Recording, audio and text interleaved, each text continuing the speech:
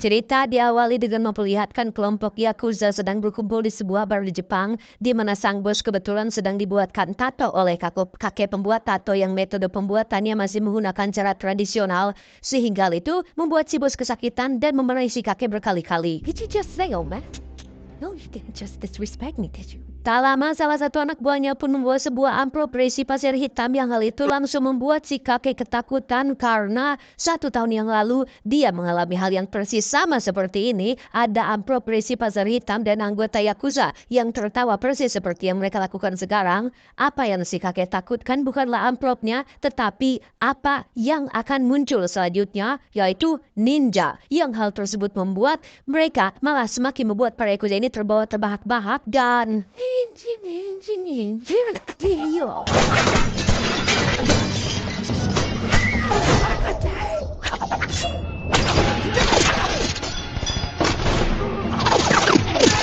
ya, semua yang dikatakan si kakek pun menjadi kenyataan ketika sosok ninja yang berusaha menjadi kegelapan dengan begitu sadis membantai semua anggota Yakuza termasuk si bos. Sehingga di saat bersamaan si kakek merasa sangat kagum sekaligus takut karena mitos tentang keberadaan ninja kecuali Naruto adalah nyata dan bukan hanya dongeng semata.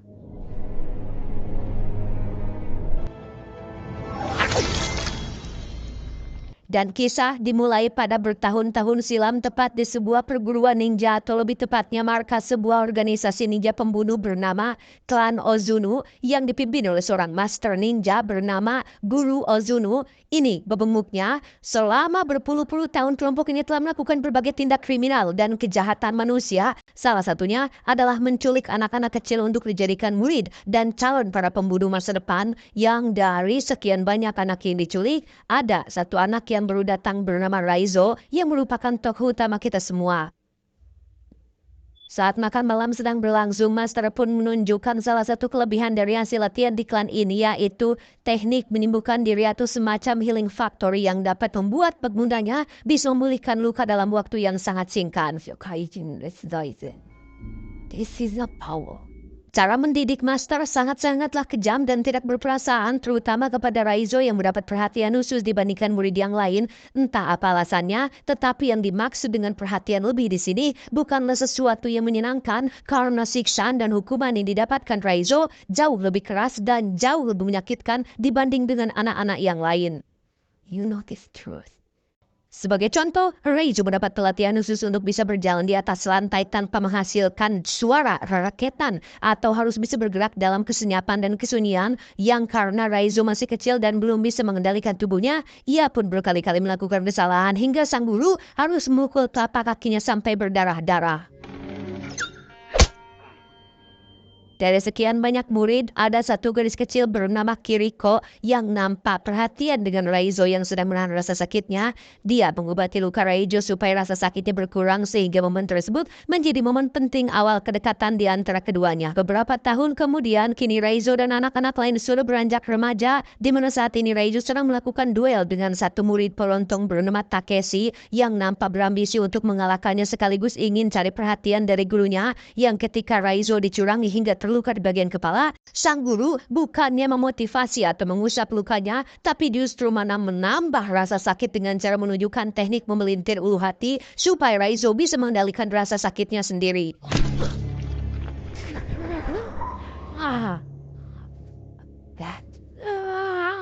Here is the test, Raizo.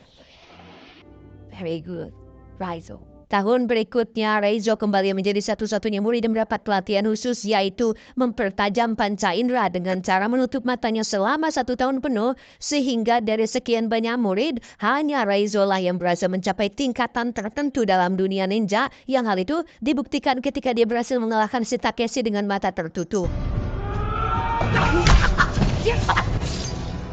Giliran Kiriko yang bertarung, dia dapat dengan mudah mengalahkan lawannya. Namun sang guru punya perintah lain yang cukup berat yang mengharuskan Kiriko melukai lawannya dengan sangat parah. Yang karena Kiriko menolak perintahnya, maka dia mendapat sanksi langsung dari sang guru berupa satu tebasan yang melukai wajahnya.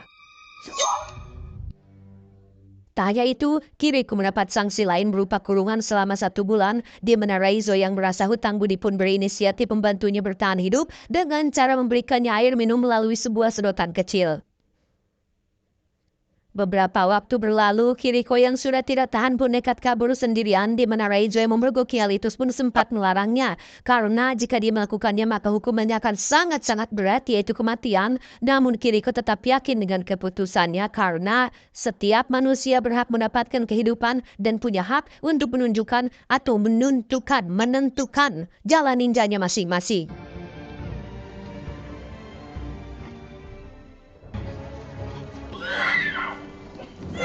Dan ya, apa yang Raizo khawatirkan pun terjadi. Kiriko berhasil ditangkap dan akan mendapatkan hukuman berupa tusukan langsung di jantungnya. Yang kesempatan ini diberikan kepada si murid pelotong yaitu Takeshi. Sehingga Raizo yang menyaksikannya pun semakin muak, marah, dan dendam kepada para ninja yang bukan dari Konoha ini. 7 tahun berlalu, kini Raizo sudah dewasa dan wajahnya mirip sekali dengan tokoh utama di serial drama TV Korea berjudul Full House yang dulu sempat ngetren pada zamannya. Dan memang, dialah orangnya. Untuk pertama kalinya, Raizo mendapat kesempatan untuk melakukan debut pertamanya yakni sebuah pekerjaan untuk membunuh target yang ciri-cirinya memakai jam tangan emas yang tanpa rasa ragu sedikit pun, Raizo langsung turun ke lapangan untuk melakukannya. Sukses menuntaskan pekerjaan pertamanya, Raizo diminta untuk melakukan satu tugas lagi untuk membuktikan bahwa dia adalah seorang Ozuno sejati, yaitu membunuh seorang murid wanita yang mencoba kabur persis seperti yang pernah dilakukan Kiriko, sehingga ketika kenangan pahit itu tersuat lagi, maka amarah dalam diri Raizo pun seketika muncul dan...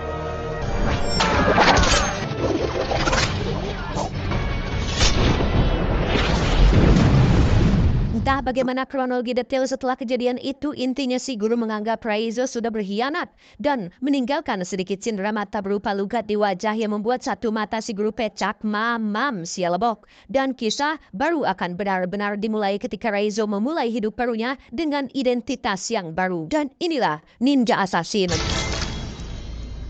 Beralih ke Berlin, kita akan diperkenalkan pada seorang agen Europol bernama Mika, tidak pakai tembayong, yang sedang memberikan laporan tentang penemuan aliran dana pemerintah yang dipercaya digunakan untuk membiayai sebuah organisasi pembunuh asal Asia yang tiada lain adalah klan Ozuno, di mana Ryan, rekannya yang selalu husnuzon kepada pemerintah pun kurang percaya dengan informasi tersebut karena sangat mustahil pemerintah memakai dana rakyat untuk sesuatu yang tidak penting seperti contohnya anggaran biaya tirai gorden 48,7 miliar atau sesuatu yang bersifat kepentingan pribadi atau masuk ke dalam kantong sendiri. Tidak mungkin para pejabat melakukannya. Hal itu sangat mustahil untuk terjadi. Ya kan? In Bengal, the Russian Prime Minister Zhukov.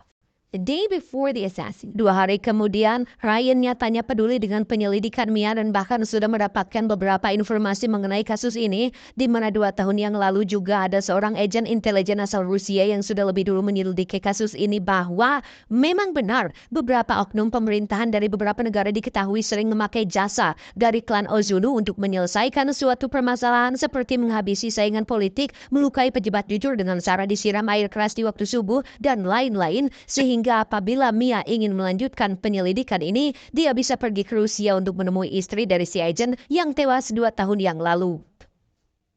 Mika cooperating with Europol. Tanpa buang waktu, Mika langsung menemui istri dari mendiang si agen, di mana sang istri menjelaskan bahwa 1 tahun setelah suaminya melakukan penyelidikan terhadap kasus ini, ia menjadi seseorang yang berangan alias parnoan. Saking parnonya, dia sampai memasang banyak sekali lampu sorot dan kamera CCTV, seolah takut dengan sesuatu yang ada di balik kegelapan. Dan benar saja, pada malam kematiannya, semua lampu tiba-tiba padam, namun kamera CCTV masih aktif dan berhasil merekam sedikit dari apa yang terjadi pada malam itu.